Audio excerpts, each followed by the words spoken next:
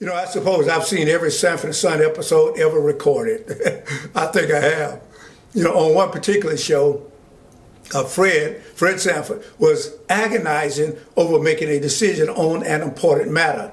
And it was like the devil on one side, the angel on the other side. One Fred was encouraging him to do it, Fred, encouraging him to press ahead. While another insisted, don't do it. Don't do it, Fred. Don't do it. You know, and as far as domestic violence is concerned, or any violence is concerned, regardless of the situation or the subject matter, I want to say to you, my friend, don't do it. Please don't do it. Don't tolerate it and don't engage in it. Are you hearing me, my friend? The purpose of my talk today is hopefully to convince you, and it is just a little talk, a little chat, to convince you to find nonviolent ways to resolve whatever conflicts that may arise in your family or in your relationships. Violence is dangerous and can be deadly. And unfortunately, I'm no stranger to domestic violence. I've been exposed to it, and I've participated in it, and I've perpetrated it. And I can tell you, whether a witness, a perpetrator, or a participator, or a victim, it is no fun and nobody wins. Need I tell you that we need to talk? Come on in. Let's toss a few ideas around. This is my take, so don't hate. Amen. So good to see you this morning, and we're here on a Friday today. So let me say good Friday morning.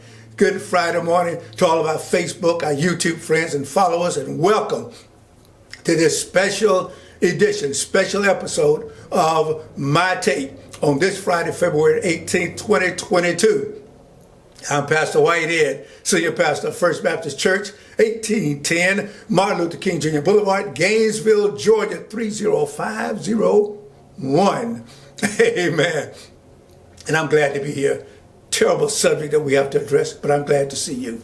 You know, growing up, when I did, where I did, and I guess how I did, violent behavior was almost a necessity for survival. At least that's the way we thought. And I fought almost every day. As a matter of fact, I had to leave Archer High School after the 10th grade because of fighting. And when you know it, my first day at Booker T. Washington in Atlanta, I picked up where I left off. Yep, with a fight. In high school, I jumped on a guy, sending him to the hospital because he borrowed a nickel from my little sweet girlfriend. I should have said something to her about it. On another occasion, a friend and I, we were just walking down the road, walking down Simpson Street or Simpson Road, approaching Northside Drive, when I just turned and knocked him down and beat him unmercifully because what he was saying just got on my nerve. Please hear me, my friend. I'm not boasting about this in any way whatsoever. As a matter of fact, I'm ashamed of myself. And I say this with great shame. Not even the girls, and later on the women, were safe when things didn't go the way that I thought they should. As I look back, listen, as I look back in retrospect, it was more than survival. There was something else going on. I had a very serious problem with violent behavior. That's what we're calling it today.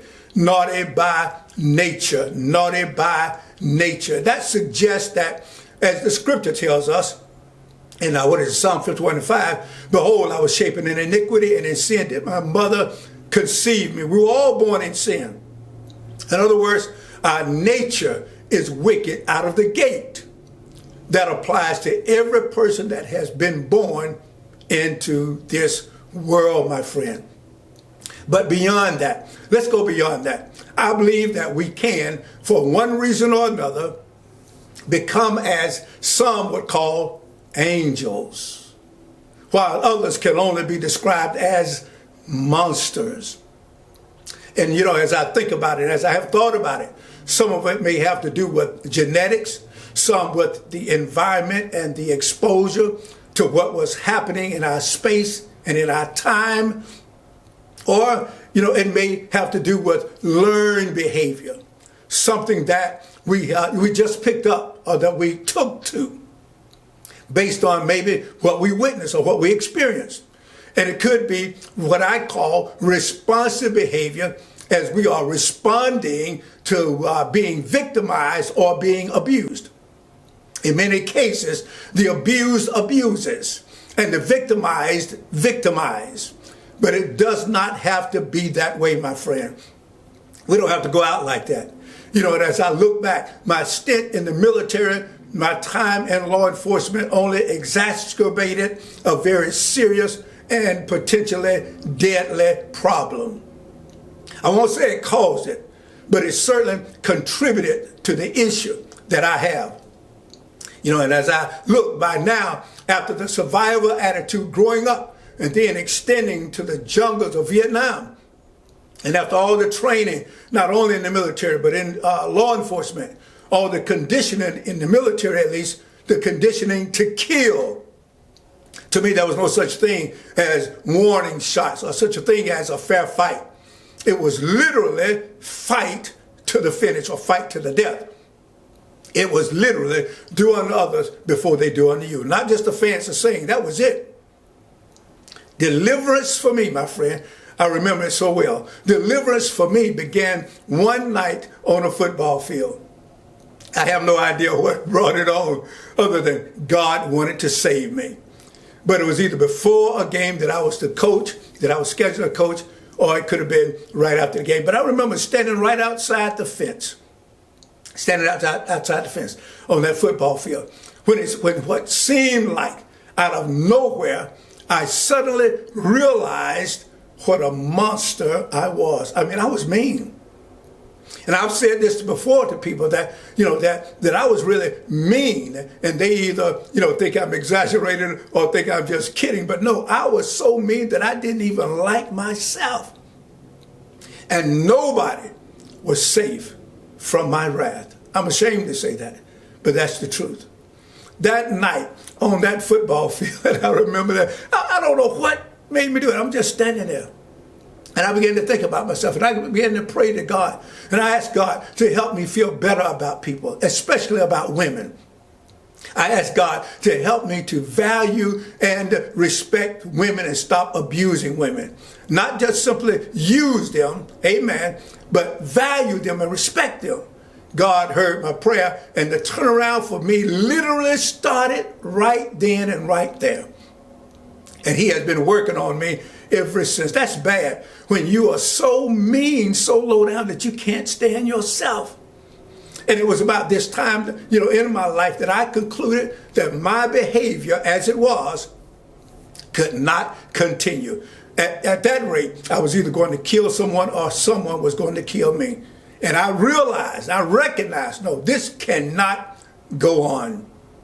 I thank God that I recognized it. I thank God that I paid attention to the warning signs. Listen, my friend, but many of us, we either don't recognize the warning signs or we simply ignore the danger that is ahead of us. Listen, my friend, it may be in relationships, whatever it is. We simply ignore the signs. We press ahead with lights flashing, sirens blasting, signals all along the way, with people standing on the road, both sides of the road of life, saying to us, don't do it. Please don't do it. Listen, my friend, no one should tolerate domestic violence of any kind or on any level under any circumstances. Don't do it. I could stop right there, and I've said enough. Don't do it, my friend. Everyone in the relationship needs to understand that if ever it does happen, it's going to be a one and done deal. I'm out of here. No explanations, no discussions, no excuses. I'm done. One and done. That's it, my friend. Please hear me. In baseball, they call 3 strikes and you're out. In basketball, there are, 5 fouls and you're out. In football, as it relates to the number of downs, they say that they were 3 and out. Not here, my friend. It's one and done. Even one time is one time too many. Prevention should be the priority.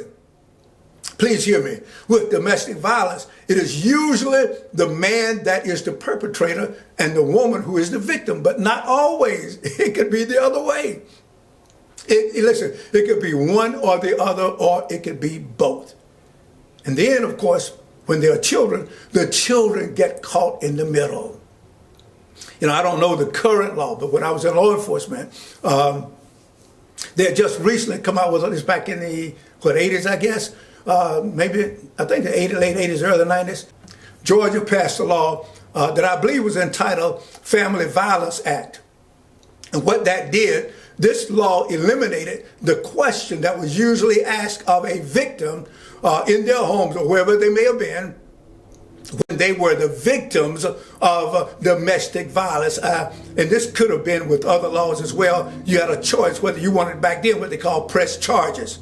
I haven't heard that in a long time, that term, so I'm not sure that's still a part of the law. That's still an option. I don't know. But there was always this thing that if you showed up, I was a state trooper, but I also worked as a sheriff deputy for a while. You know, and in that situation, you make house calls. You have to go answer calls at people's home, their job, wherever it may have been.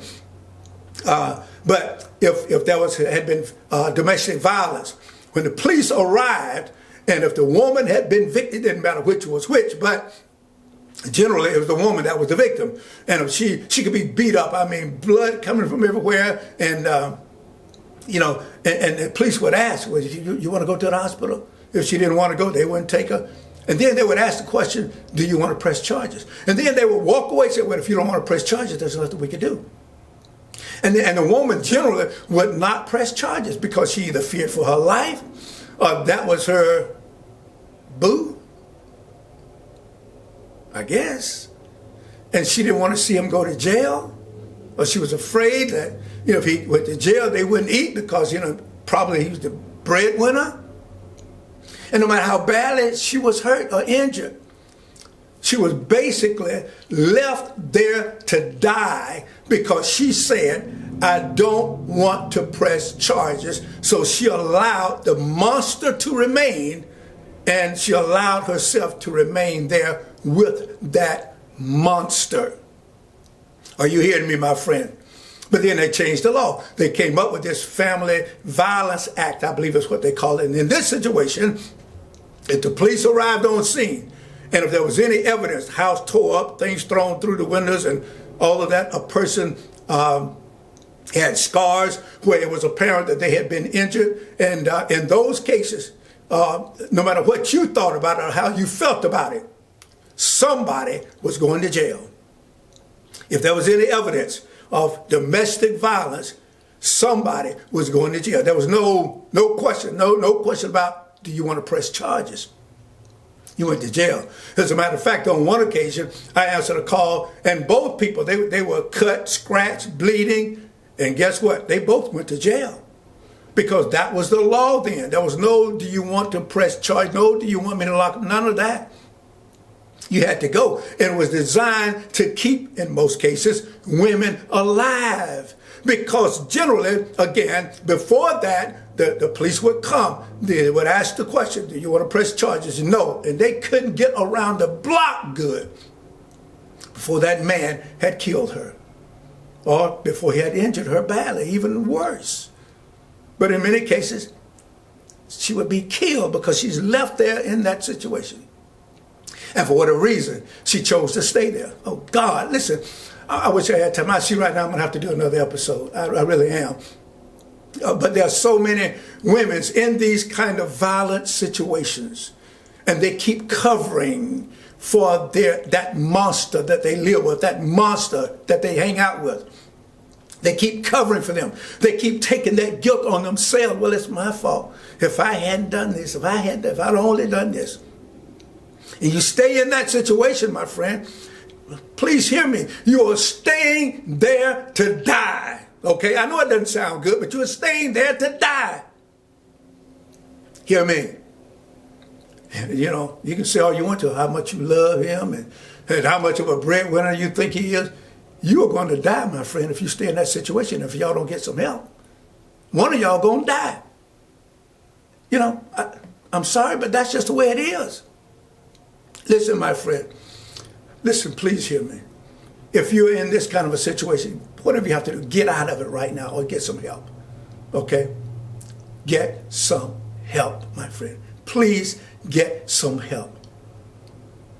Domestic violence, I call it a curse because the victim and the perpetrator can appear to be under some kind of mysterious, uncontrollable spell, hurting others and hurting themselves while struggling to escape the trap of domestic violence.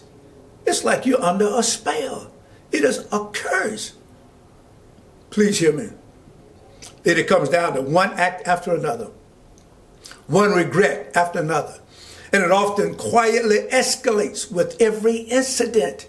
It doesn't, please hear me, it doesn't get any better until everyone gets help. I'll say it again.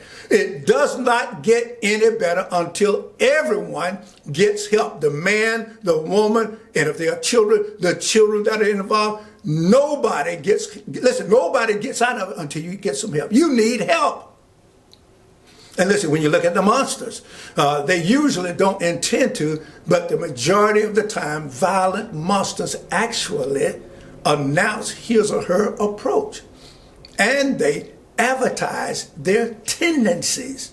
But most of the time, we either deny it, or we deny what we see, what we hear, what we experience, or we don't recognize it, or we simply ignore the evidence and turn a blind eye to the warning signs. Please hear me. There's a mountain of evidence and there are clear warning signs, but love clouds our vision. You know, you hear me refer to violent predators as monsters, and that's what I felt like. That's what I believe you are. Monsters can be so handsome, so beautiful, so persuasive, so convincing. But the reality is we can sometimes be nothing more than snakes in the grass, looking for our next victim. Please hear me, my friend. To a large extent, been there, done that. Domestic violence has nothing to do oftentimes with hating the other person. Often there is love, or what is perceived as love, as we understand and feel love. And it is rare that hate has anything to do with domestic violence.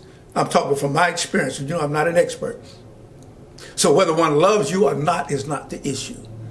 It likely has to do more with either mental illness, a troubled past, an established pattern of violent relationship, violent behavior, jealousy, resentment, lack of value, lack of respect of yourself and the other person or persons. Domestic violence disrupts and destroys families and lives and careers, and it scars persons, including the children, including extended family members. They can scar people for life. You know, if it comes to it, if a person is not willing to seek professional help or make any attempt to improve and escape the pattern of violence, then you may have to make an exit. Please hear me. Everybody needs help, and you cannot help yourself. If you could, you would have already. You didn't put up with this violent life, all these beatings, because you liked it or because you wanted to. You tolerated it because you could not help yourself. You have a problem that you need to get professional help with. Listen, my friend, if needing to make an exit, I would advise you to do the very best you can to make it a quiet exit. Otherwise, your exit may bring on more violence. It is always, listen, the choice of every individual. I'm not here to tell you what to do. Absolutely not. I can't tell you what to do. You have to make the decision for yourself. But I would say to anyone and everyone who is in a violent and dangerous, listen, my friend, and what can be a potentially a deadly situation, do whatever you can to remove yourself, remove your children if you have children, remove your family, your parents even, from dangerous or life-threatening situations. Please do it. Where there is domestic violence, no one is safe in that environment. Please hear me. I said absolutely no one, not a 2-week-old baby, not a 95-year-old crippled grandmother. No one is safe in a violent situation. Any friendship or relationship where any person exhibits violent tendencies, make your escape now. Do it immediately. Get out right now and don't look back. Please hear me. Without intervention from God, without professional help, it will not get better. It will not get, I said it will not get better. They will not, or you will not change. They will not change. Monsters will drown you with apologies. They will cry crocodile tears for forgiveness. They will beg and plead with you to come back or to allow them to come back. They will do nice things for you, say nice things for you, treat you like you're somebody special. You are, but they don't usually treat you like that.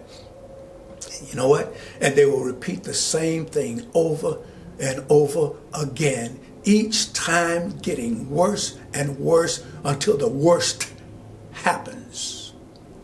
They may believe they love you, and they may actually love you, but the monster in them will kill you, and then they will regret it for the rest of their life.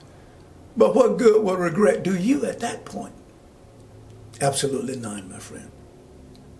I believe that if you or they wanted to change, and if you could change yourself, you would have done it by now. You cannot do it alone, but you can die trying.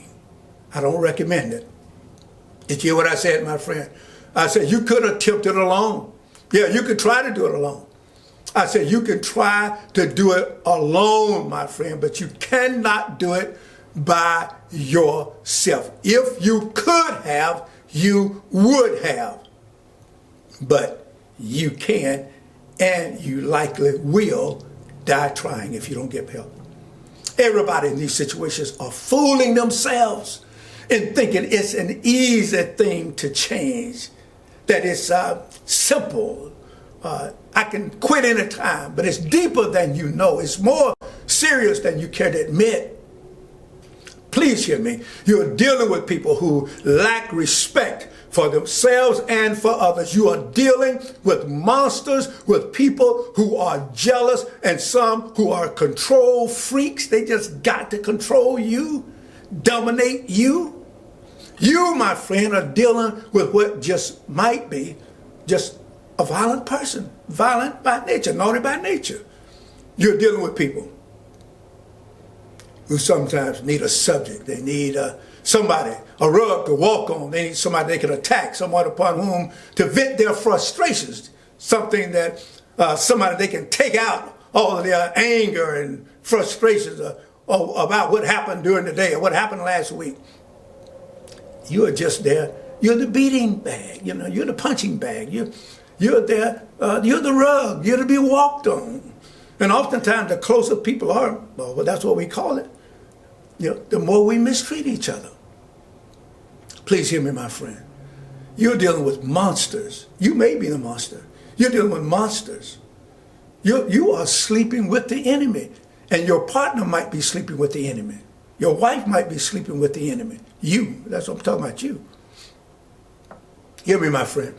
This is so serious. That's why I've got to talk to you about it again. I've got to. I don't like talking about it because it brings up my ugly past.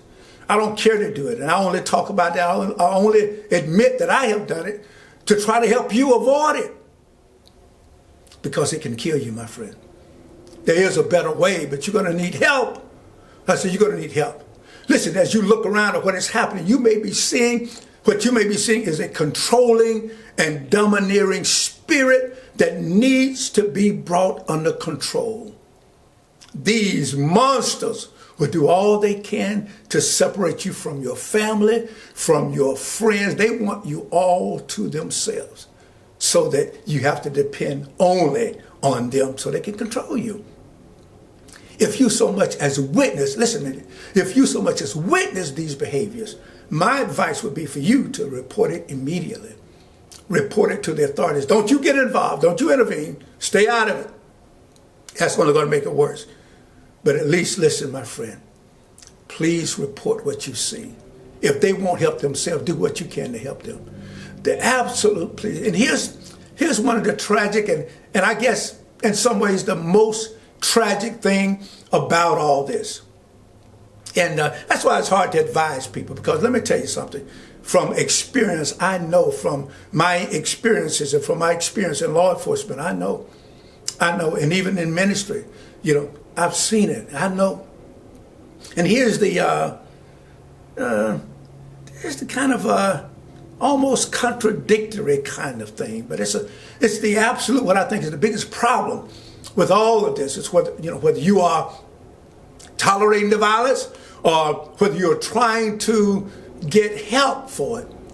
Either one can lead to your deliverance or it can lead to your death. Listen, my friend, I don't even want to think about that, but do you know that I can say to you, and I'm not here, make sure you understand that, I'm not here to tell you what to do. Make your own decisions. I'm just asking you to get help. But let me help you understand something. And I suppose that maybe this goes through the minds of people sometime. I could say to you, let's just say, for example, I could say to you, if I were you, I would leave. That could cause your death. Or I could say, well, if I were you, I'd just stay there and try to work it out. That could cause your death. That's the hurting thing about all this. You don't know which way to go. And I'm sorry about that, but those are just the facts. If I say call the police, that could lead to things getting worse. And if you don't call the police, that could lead to things getting worse. If some of you who witness it would get involved, that could make things worse. If you don't get involved, that could make things worse. I wish I had a more conclusive answer for you, but I don't. I don't. And that's the ugly part of this, is you just don't know, If you leave, it can lead to your death. If you stay, it can lead. I don't know. But, I would suggest that you do as I did, and I prayed about it. I thank God for hearing and answering my prayers. Because let me tell you something, my friend. These monsters are jealous, and they can be jealous of even your children, your parents, your siblings. They can be jealous of your friends, other family members. Please, before you jump out there, please know what you're getting into. Please take the time to share a number of experiences before you get too deep into a relationship. These monsters will often claim to love you while disliking or hating your family, even your parents and your children. And they will try to drive a wedge between you, distance you from them. Please hear me. I said, please hear me. We're going into the home stretch. Wake up and listen. Those monsters, those perpetrators, those predators, they are not to be trusted. They are not to be trusted. I said they are not to be trusted. Under no circumstances are they to be trusted. None whatsoever. You cannot believe them. You cannot trust them. Now that's my take. What do you have to say? Sound off. Yeah, that's what I'm talking about. And as I said, I don't know when, maybe the next couple of 3 weeks or so, I've got to do a follow-up. I've got to talk to you about some things to look for, some steps that you may want to consider taking to get yourself out of this violent situation. Stay tuned, my friend. Please stay safe, and I mean that in every respect. Please take care of yourself. And if you need help, if you're on whichever side you're on, the perpetrator or the victim, please get help. Pray about it. I prayed about it. God moved on my behalf. And I'm not perfect, my friend, but God certainly has brought me from a mighty long ways. Now get out of here. It's the weekend. Enjoy yourself. And no violence, no fighting. Love, sweet love. That's the key.